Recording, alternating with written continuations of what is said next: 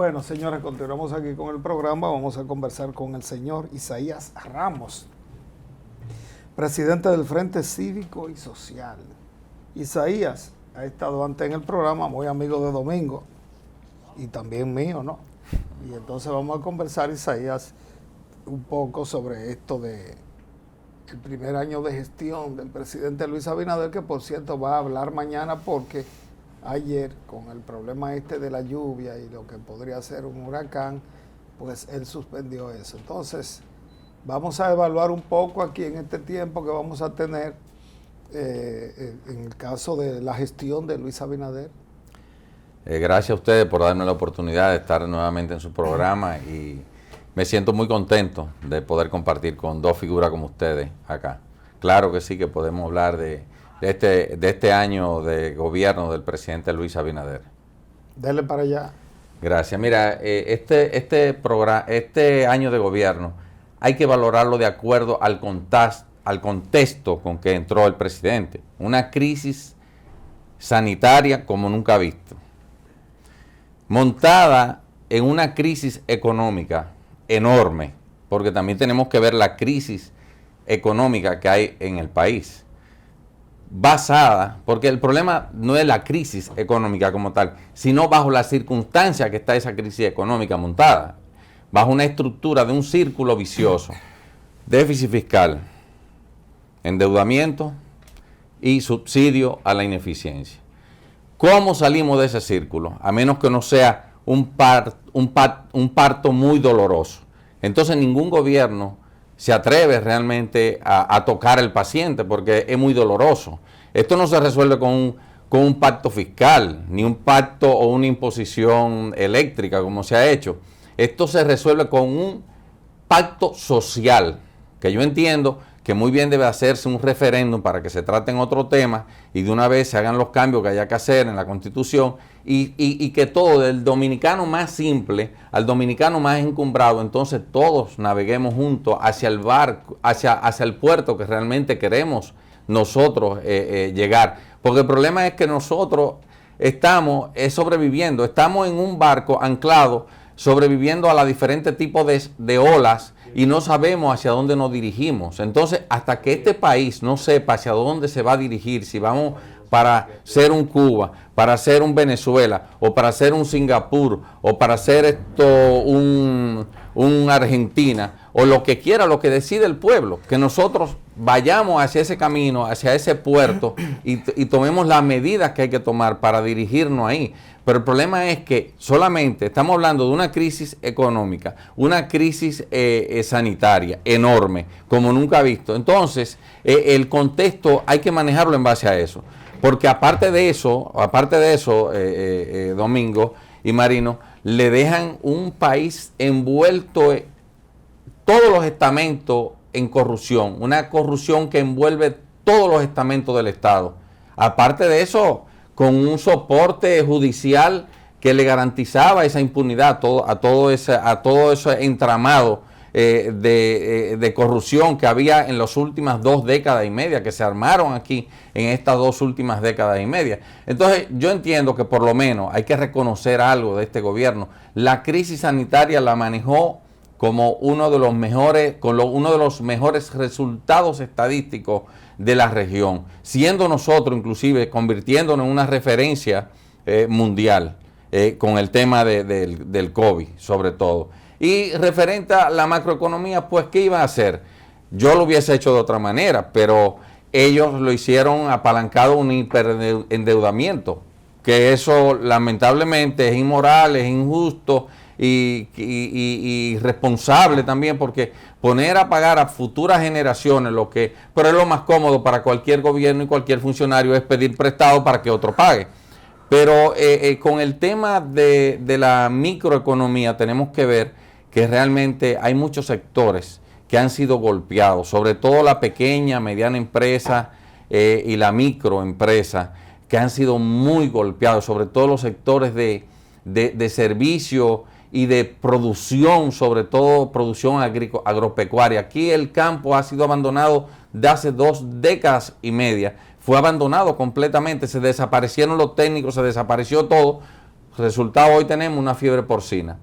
Entonces, ha tenido sus luces y ha tenido sus sombras. Y ahí es que tenemos nosotros que ver realmente qué le damos de positivo y qué le damos de negativo. Yo entiendo que lo macroeconómico, ellos han logrado resultados, pero en base a un endeudamiento enorme, que pudieron ver hecho un balance entre un financiamiento de emisión monetaria para la financiación de sobre todo de la agropecuaria y la construcción, y apalancar una parte con endeudamiento externo, porque ¿de qué vale tener un banco central lleno con una reserva internacional si ni siquiera está usando el dinero y pagando intereses? Entonces eso no tiene sentido.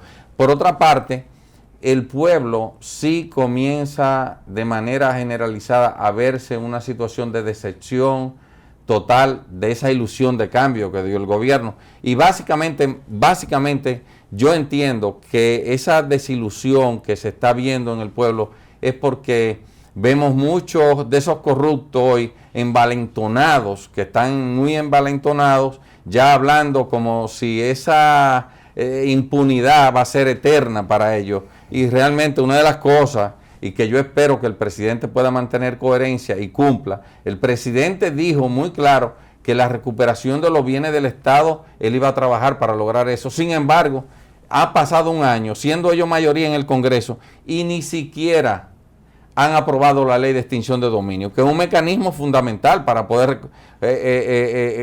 recibir ese dinero para atrás, ese dinero que es del pueblo y que están usufructuando esos corruptos. Entonces, básicamente yo diría que esos son los puntos más importantes que ha tenido el gobierno. Después todos son en los diferentes estamentos de que ha habido funcionarios que realmente pues no han hecho la labor que yo entiendo que debe hacer, y muchos funcionarios que han apostado también porque el presidente se canse sobre el tema del combate a la corrupción para poder también hacer de lo de ellos, porque vivimos en República Dominicana. Mire, don Isaías, usted ha expuesto lo que ha sido el tema de los préstamos. El gobierno ha tomado 13.000 millones con un endeudamiento de por mes prácticamente de 1.200 millones de dólares por mes, con el tiempo que tiene ya en ejecución. Han tomado otros préstamos, pero cada vez más vemos que en las noticias, en los medios, aduana aumenta recaudaciones, impuestos internos aumenta recaudaciones y toma más préstamos. ¿Qué evaluación le da a usted? ¿Qué está haciendo el gobierno con el dinero? Pues hay una crisis, pero no todo es en cuanto a la crisis sanitaria. Bueno, han aumentado la reserva internacional en unos 6.000 millones de dólares. Realmente ese dinero está ahí. No le han dado uso, que yo no le veo sentido tener un dinero ahí en reserva cuando nosotros estamos pagando intereses por esa deuda. Entonces, yo lo que siento es que es muy cómodo tomar prestado. El presidente dice que el 80% de ese endeudamiento son de préstamos que se habían tomado en el gobierno anterior. Entonces, por eso ya se genera una duda. Y habló Miguel Seara Hatton, que también habló sobre ese tema y dijo lo mismo. Entonces... no, pero perdón, los préstamos que están, fue el Congreso actual que los aprobó. Los préstamos los 13.000 millones. Claro, son de, bueno, pero ya se habían negociado con organismos internacionales, tengo entendido, lo que faltaba era la aprobación del Congreso, y como te digo, lo más cómodo para un político es tomar prestado para que otro pague, porque si ellos tuvieran que pagarlo jamás harían esa irresponsabilidad total. No hay una cosa más injusta en un país que esos endeudamientos, porque sabemos a manos de quién van a parar esos fondos por lo general. Entonces, nosotros estamos hablando ya de que este país lleva un endeudamiento por encima de los 60.000 millones de pesos, o sea, de 60.000 millones de dólares. Dígame usted, ¿quién lo va a pagar? ¿Lo van a pagar los nietos suyos, los nietos míos, los nietos de Marino? Y eso es injusto, es amoral, es irresponsable llevar un país a una situación como la que están llevando, porque lamentablemente, y para que ellos lo sepan, este sistema es insostenible. Simplemente esto no se sostiene más. Un círculo vicioso, que hay que ver el genio que se inventó esto, de crear déficit fiscal, porque es muy cómodo trabajar con déficit fiscal para luego coger préstamos, y y mantener subsidiando, pero subsidiando no a la micro ni al sector productivo, sino a los sectores de consumo. Por ejemplo, el sector energético. Nosotros hemos gastado en este país, tirado en la basura, más de 15 mil millones de dólares desde que se inventaron la alianza público-privada con los sectores energéticos. Más de 15 mil millones de dólares. Con 15 mil millones de dólares, República Dominicana debería tener 2 parques energéticos de energía renovable, 2 parques. O sea que tendríamos un parque en backup de energía eólica y energía solar. Pero nadie quiere resolver los problemas reales del país, porque lo que se quiere es mantener este país, a mantener al pueblo, es en la zozobra, mantener al pueblo en la sobrevivencia, porque si le dan tiempo a pensar a este pueblo, ninguno de ellos podría estar gobernando este país. Simplemente esa es la razón de mantenernos muy parecido al sistema comunista, que aquello es peor que haciendo fila para poder comer. Aquí nos mantienen con una incertidumbre en todos los aspectos para que usted no tenga tiempo de poder pensar y usted tratar de luchar por algo que sea algo más noble, que no sea la sobrevivencia, de estar viviendo en un sistema incierto. Y eso es lo que ha pasado aquí. Don Isaías, mire, a mí me cuestiona algo. Hemos hablado de los préstamos y de toda la situación del país, pero resulta que el Congreso actual está dominado por el partido gobernante. En el pasado, esos préstamos ya se tildaban de que eran demasiados, que agobiaban a la población. ¿No considera usted entonces que ellos, siendo ahora mayoría, podían haber omitido, ¿verdad?, esos préstamos, ya que decían en el pasado que golpeaban a la población? Sin embargo, han sido aprobados. ¿Ha habido una correspondencia entre lo que se pregonaba y lo que se está haciendo ahora en el gobierno? Mira, Domingo, hay que ser también muy honesto y hay que ser muy justo. Realmente, bajo la circunstancia que entró el nuevo presidente, y más que todo con una crisis económica, porque tenemos que saber que había una crisis económica. Estábamos ya en el medio de la pandemia con muchísimos negocios cerrados y prácticamente quebrados. Había que hacer algo. Ahora, ellos se fueron por la parte más cómoda, porque yo siento que muy bien debió de haberse buscado, haber hecho un boom de la agropecuaria, para primero asegurar la alimentación del pueblo y exportar los excedentes, y un boom en la parte de construcción de vivienda para la población más necesitada. Y eso iba a generar mucho empleo, iba a generar también economía. Y eso se podía haber hecho perfectamente con una emisión monetaria y un financiamiento bien blando para esos sectores. No, lamentablemente no se hizo. Se hicieron aguajes allantes de que algunas cosas se hicieron, de que 5.000 millones de pesos, y eso quién sabe dónde fueron a parar, y así sucesivamente. Sin embargo, ellos se decidieron ir por los préstamos. Era la forma más cómoda para que otro pague, solo hay que pagarlo de aquí al bicentenario del país, todos esos préstamos que han tomado, y se fueron por la parte cómoda, pero había que hacer algo. Yo no te estoy diciendo que lo hicieron todo malo, porque es que, como te explicaba, no es fácil salir de un círculo vicioso bajo la circunstancia en que estaba, porque es que estamos hablando de un déficit fiscal que se ha montado aquí desde el año 98, por ahí, un déficit fiscal que ha sido eterno. Prácticamente durante todos esos años ha habido un déficit fiscal. ¿Con qué se cubre los déficit fiscal? Con endeudamiento. Entonces, aparte de eso, ya un sistema que genera un subsidio automático. Porque cuando te estoy hablando que solamente el sector energético se ha tragado más de 15.000 millones de dólares sin resolver un problema, porque simplemente hay una boa que se llena con esos recursos y va dejando cada día más en miseria al pueblo dominicano. No es fácil. Yo no creo que el presidente tampoco de la República lo vaya a hacer. Por eso yo pienso que este país tiene que seguir avanzando, y de eso trata el Frente Cívico y Social, de seguir avanzando para construir la nación que realmente todos necesitamos en este país. Sí, brevemente, Isaías, lo que tiene que ver con el anuncio del ministro de Economía de que va a haber un pacto fiscal no creo que se llegue al pacto, pero sí va a haber una reforma, o como se le llame, que pueda afectar a los impuestos, los productos, las riquezas, el patrimonio. ¿A qué se refiere con eso? Mira, todavía eso está, como dicen, eso está como en un closet guardado.